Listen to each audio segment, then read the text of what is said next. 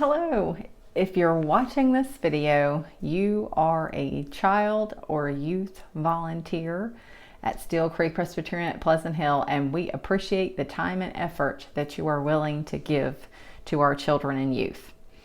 Now, I know it's not the most fun thing to have to go through training, but we do have a child youth protection policy in place, so that really to protect children and youth who participate in our programs, but also to protect you, the volunteers. So we're trying something new this time where you can just watch. Obviously, you won't have the interaction that we would have in person, but I encourage you, if you have some follow-up questions or clarifications, to please email me and I will be glad to answer those. But first, so we've set up that we are here to learn about the child youth protection policies and our procedures that just kind of put us on the same page, so we are all acting and responding in similar ways. This is required every 2 years. You filled out an initial application when you became a volunteer, and now every 2 years you will complete a recommitment form. Not quite as long as the first one. It still does allow us to run a background check. So we'll get started with the questions, and I'm just going to kind of follow along to help me stay on track. I will follow with the policy. So first, the most important one is the 2 adult rule, and that's the one that's kind of the foundation of everything. And that is that anytime you are working with children or youth, we ask that it not to ever be one-on-one, just one adult, one child. Our first choice is 2 unrelated adults. However, we will accept husband and wife or other family members as the 2 adults. We know that sometimes things just happen, that people get sick, plans change at the last minute, and maybe you are realizing that you are going to be alone with a group of children. If that is the case, then what we ask you to do is to ask one of the parents or somebody else that is in the building at the time to just check on you periodically while you are there alone with the children. And if it's on Sunday morning that you do your volunteering, then you are covered in that respect, because myself or someone else from Christian Ed is usually a monitor and walking around on Sundays making sure that everything is good and in place. So bottom line is we try not to be one-on-one with children. However, the next rule is related to that, and that is our open door policy. We are grateful to have all of our doors now split so that you can keep the bottom closed and the top open. So definitely, if you are in there for whatever reason and have to be in there by yourself, then that door should be open. But we really ask that at all times. I know there are some times when there's an activity going on that you need a little bit of quiet, and so we would understand that. But generally, we ask that when you are in there, the doors remain open, unless you have a door with a window. If you have a door with a window, then it's okay to close it. We can see in through the window. If you have the split door, you can keep the bottom closed and just keep the top open. All right. Another thing we always have to talk about is the restroom. Everyone from time to time has to go to the restroom. We do ask that children are supervised in the restroom. Ideally, that someone has checked the restrooms before the children go in to make sure that there is nobody else in there. And then that you would just stay at the door. You don't actually have to go in the restroom with them unless they need assistance. And we know that sometimes there are younger children that might need assistance. And if that's the case, we just ask that you don't close yourself in the stall with them. Just you be the door. You stand in the doorway and help them as you can by standing in that doorway of the stall. I think that's everything with that. 5-year-old rule is in place, and this just means that when you are leading a group, you need to be at least 5 years older than the oldest child or youth that participates in the group. We also require communication, advance notice to parents if there's going to be any change of location or any change of normal procedure. Parents need to know about that in advance. You can't just run to Bojangles as a special treat with your kids without letting their parents know. And along those same lines, we have permission slips for any time that we leave the campus for whatever reason. Parent, we need a permission slip to have been signed. Now, the way you can get those is you can let me know if you need them. Soon, hopefully, those will be on the website also, that you could go there and print one out and complete it. But at this point, just let me know and I will complete the part that needs to be completed of the permission slip and send it to you, and then you can get it to your parents. Now, I know some of this doesn't apply to everybody, but it's sometimes good to know all of it, just because you never know when someone might ask you a question as a leader or of the church. So the next section is about travel.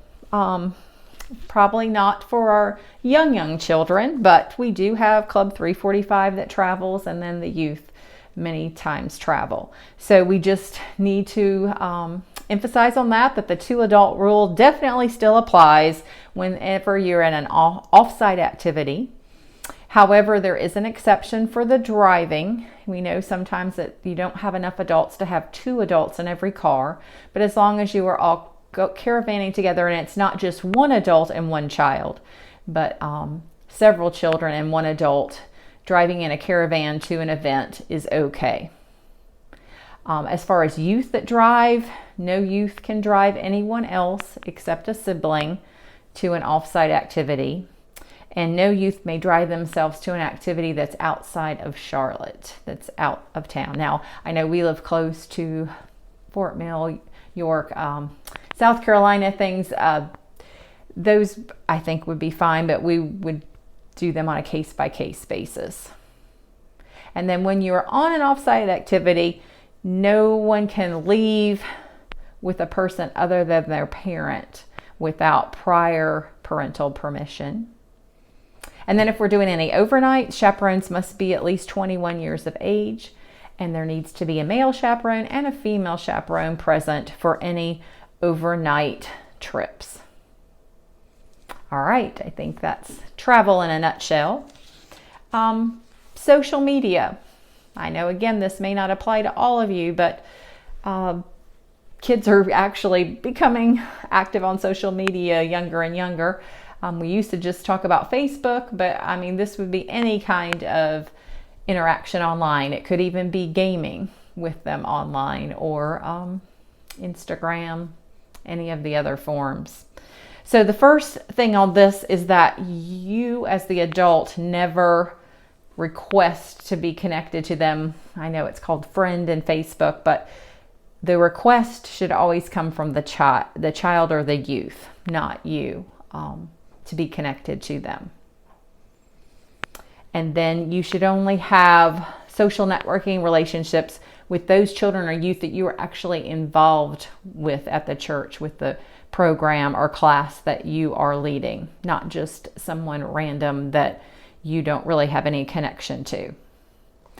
We would ask that your privacy settings be as strict as they can be to prevent children or youth from being exposed to material that or postings that they should not be seeing. So if you're going to let them be part of your social media, you're going to have to be careful about what posts there and what your settings are. We would ask that we use good judgment in the time that we email, that we text, that we post things. We like to say that follow the home phone rule. You know, very few people have a home phone now, but you know, there were certain times that you would feel comfortable calling a home phone, like you wouldn't call a home phone probably at 11 o'clock at night or 5 a.m. in the morning. So we ask that you not communicate by text or email or any of those things in those hours. Also, just make it acceptable hours, like you would feel comfortable calling someone in their home. And then if you're going to let children and youth see your post, you need to consider the content and nature, because you are the voice of the church to these children, so and youth. So you want to make sure that they are not seeing anything that would negatively affect them.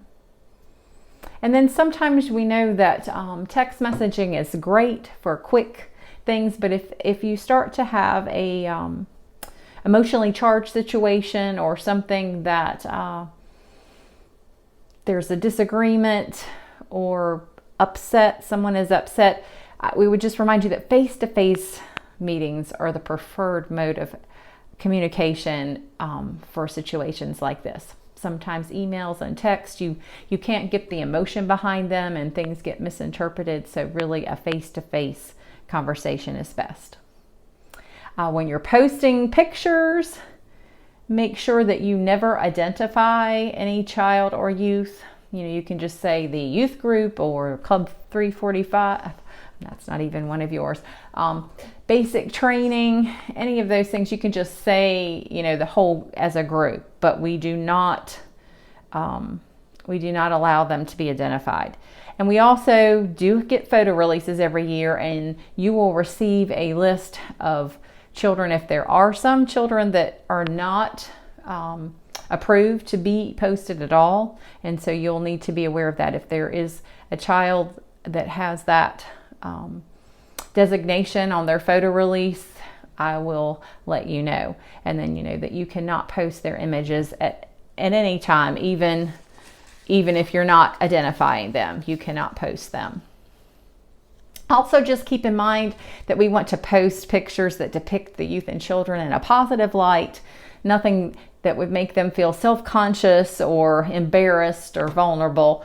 We just want to make sure that they're positive pictures. And then finally, check-ins.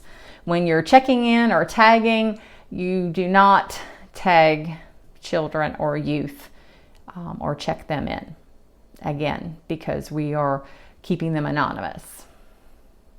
All right, that is our social media and electronic communication section. And finally, we get to more of the security.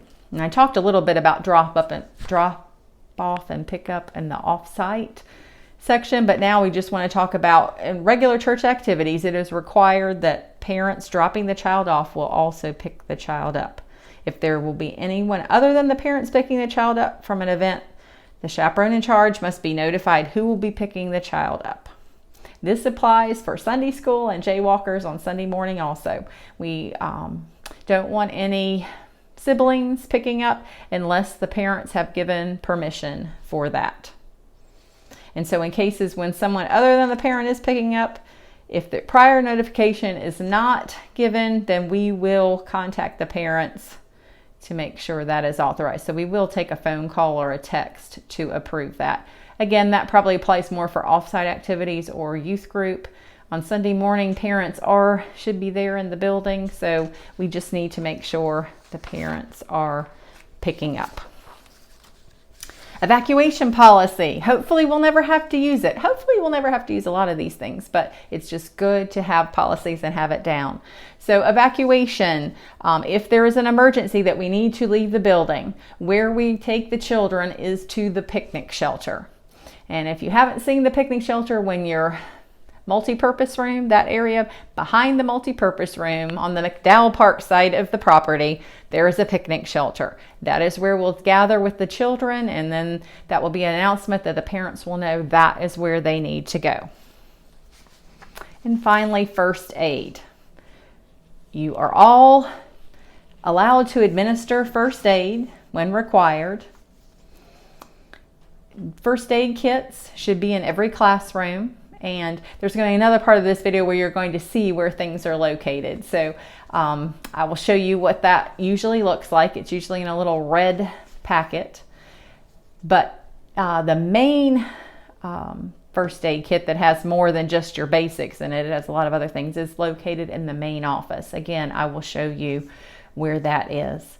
There is also an AED that's located in the lobby of both the administrative building and in the preschool hallway. I'll let you see where those are. A medical information form. Some of you who are parents know that we require those to be updated every year, so those are on file. If there is a need to see those, to call emergency services and let them see the medical form, those are in my office. And if I am not on the premises, then someone else should know where those are also. If an incident does happen on your watch, it does happen sometimes, it's okay, but if you think it is something that is going to require maybe insurance or a doctor follow-up, then we need to fill out a form, which are located in the office. You don't have to get me for those. It's pretty simple. It's just kind of a when did it happen, who was there, what happened, just kind of the facts so that we have that on file. And again, I will show you in another part of this video where in the church that is located. But you need to fill that out and then give it to me after the incident. Back to the AD, and also that reminds me of CPR. Buy the first aid kit in the office. There is a list of those people who are CPR certified. Maybe you are. And that can help you if you need to quickly scan and find somebody to help you out. In the event that you need to call 911 and for some reason you don't have access to a cell phone, or your cell phone, mine does not always work everywhere in the building, there are telephones located in both the lobby of the administrative building and the lobby of the education building for that purpose with landlines. So again, I will show you where those are located soon. And finally, reporting. Again, something that I hope you will never have to do, but if you would need to report an incident of abuse, again, abuse comes in many forms: physical, sexual, emotional.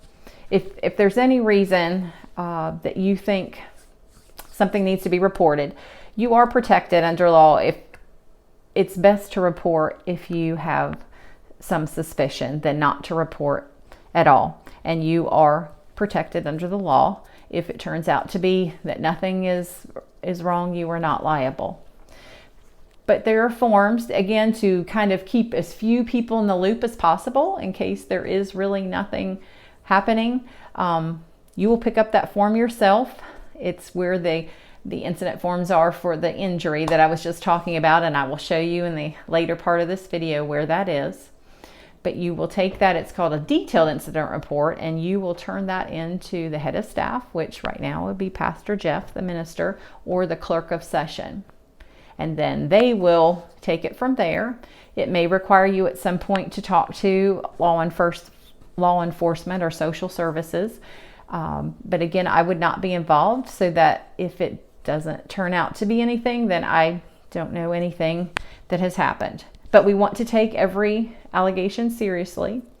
So if there's any reason, and sometimes you know these children, because you know if things are off or something is not quite right. So that was what we would just want you to go ahead and fill out one of those forms. Finally, if there's any concerns about the child youth protection, not related to abuse, but any concerns about the way things are being handled, or maybe a change that you think would be better in this policy, then those kind of concerns can certainly come to me at any time. We do try to review the policy every year or every other year, just to make any changes or adjustments that we need to make. Okay, so that is all of it in a nutshell. That's a lot of information. Now, 2 things that you have received in an email that you probably got that told you to watch this video was a code of conduct and then the recommitment form. So when you sign that recommitment form, you're also saying that you have read the code of conduct, this form. I'm not going to read it to you here. I think that it's basically a summary of the things that I have just said, that you will be following all of those things. So I want you to read it, fill out your recommitment form, and when you email or send that to me, let me know with the message, "I am ready to serve." That will tell me that you have watched this video. All right, so that's all for right now, but stay tuned because I am going to show you around the building briefly, just to show you where all those things I just talked about were. Thanks. Hey everybody, here's the second part of the Child Youth Protection Policy video, where I'm actually going to show you where a few of the things are located. So right now I am in the K through 2 Sunday school room, and I just want to show you the first aid kit that we refer to.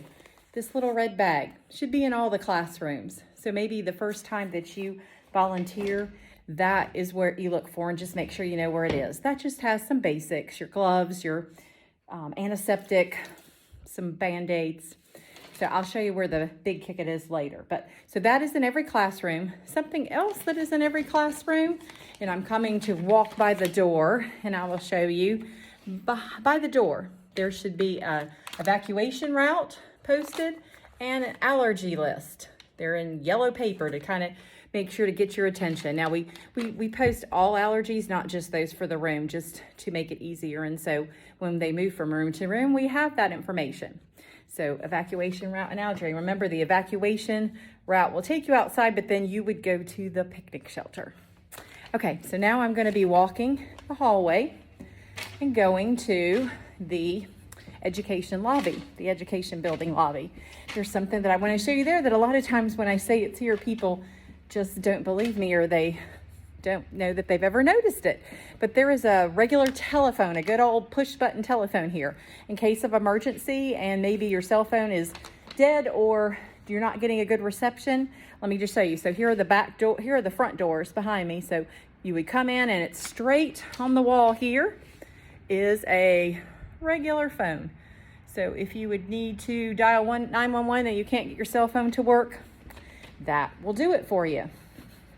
Now we're going to walk from the education building back to the administration building.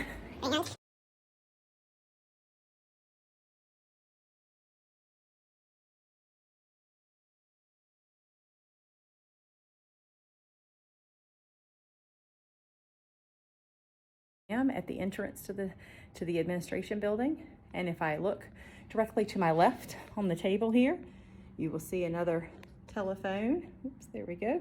Telephone that you could use. And then to my right, an important white box here on the wall is our AED. You can pull that out. The alarm would sound, but that's okay. We want to get people's attention if we really are having to use it. And there are pads for children, and there are pads for adults in there. Again, some of you maybe have already been trained for that. It really does kind of walk you through it. But now I am walking into the office, into the workroom, and I will show you where there is a list right here on the wall of those people who are CPR certified. Now, granted, if there's an emergency, you may not be able to run to do the list, but somebody else could while you're helping. And also right here next to the list is the big first aid kit. You have the basics in your room, but this has a lot more to choose from. So you can come in here and get what you need to help with an injury. And then finally, we've talked about some forms that need to be signed. So across the room from the first aid kit, you see mailboxes. And right here, this set of black mailboxes, and it says CYPP right there. That has forms in it that you could use. The basic incident form, which would be, like we said, anytime there's an accident that might require more medical attention or insurance, we need you to fill that out and give it to me.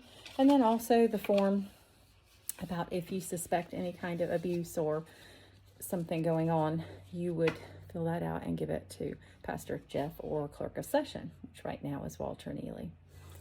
So hopefully you'll never have to use either of those forms, but it's good to know where they are so you don't have to ask anybody for them. Okay, I think that is everything we've covered now. Again, I thank you so much for giving your time and energy to teaching our children and youth.